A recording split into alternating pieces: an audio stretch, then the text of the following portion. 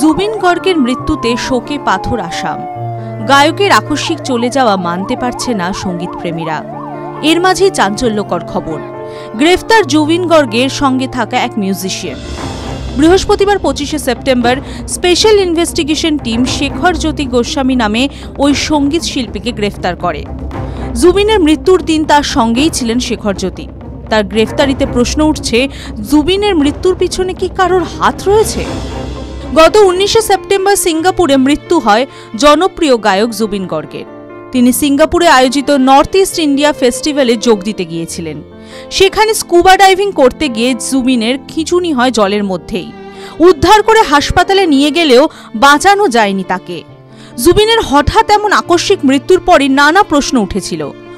আসাম সরকার DGP MP গুপ্তার নেতৃত্বে 10 সদস্যের seat গঠন করে দেয় জুবিনের মৃত্যু তদন্ত করতে। এরপরেই এই গ্রেফতারি।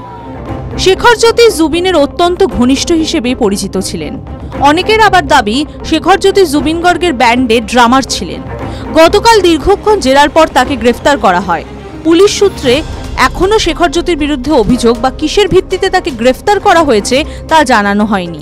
তবে গ্রেফতারির পর থেকে লাগাতার জিজ্ঞাসাবাদ করা হচ্ছে।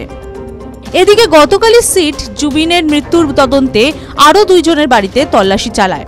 একজন হলেন সিঙ্গাপুরের অনুষ্ঠানের আয়োজক শ্যামকানু মাহান্ত, আরেকজন হলেন জুবিন গর্গের ম্যানেজার সিদ্ধার্থ শর্মা। শ্যামকানু মাহান্তের গীতানগরের বাড়িতে 2 পরিচারক ছাড়া আর কাউকে পাওয়া যায়নি। ধীরেনপাড়াতে তার ফ্ল্যাটও তালাবন্ধ ছিল। পুলিশ ম্যাজিস্ট্রেটের উপস্থিতিতে তালা ভেঙে ঘরে ঢুকে তল্লাশি চালায়। পাড়াপড়শিদের দাবি, জুবিনের মৃত্যুর পর থেকে শ্যামকানু বা তার পরিবারের কাউকে দেখা যায়নি। পুলিশ যখন শ্যামকানুর বাড়িতে তল্লাশি চালাচ্ছে তখন তাকে বিমানবন্দরে দেখা যায়।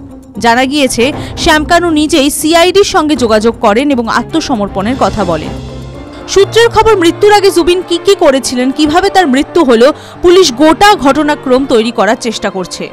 আরও কয়েকজন তদন্তকারীদের র্যাডারে রয়েছে, তাদেরও হেফাজতে নেওয়া হতে পারে। জুবিনের স্ত্রী গরিমা সাইকিয়ার বয়ান অনুযায়ী সিঙ্গাপুরের ল্যাজারুস আইল্যান্ডে স্কুবা ডাইভিং করতে গিয়েছিলেন। সঙ্গে ছিলেন ম্যানেজার সিদ্ধার্থ শর্মা ও শেখর জ্যোতি গোস্বামী। পাড়ে ফিরে আসার পর জুবিন ফের একবার স্কুবা ডাইভিং করতে যান। তখনই তিনি অসুস্থ হয়ে পড়েন।